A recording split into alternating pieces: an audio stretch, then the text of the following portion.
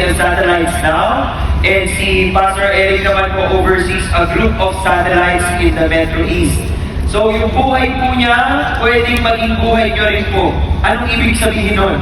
Ibig sabihin, kahit ilang beses kayong madapa at bumangon, merong pagkakataon na magiging totoo yung tawag sa atin ni Lord.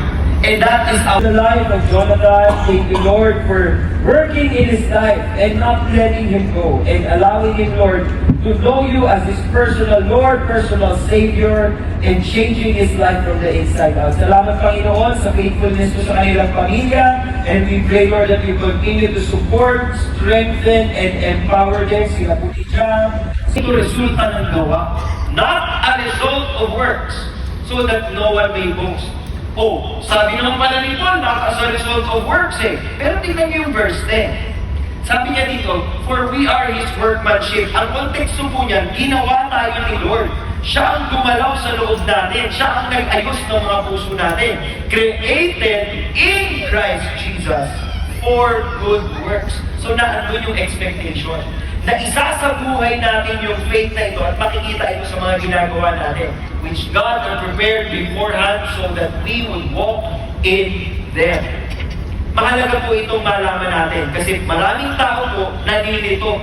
Maraming tao nalilito kasi sasabihin nila, totoo naman yung faith ko. Pag Sunday, nagsisimba naman ako. Kapag gabi, nagdadasal naman ako.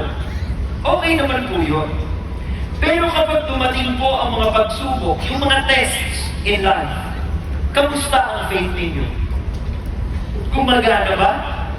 O kinakalimutan po ninyo pag kunyari may problema kayo, hindi mo na ako Christian ngayon.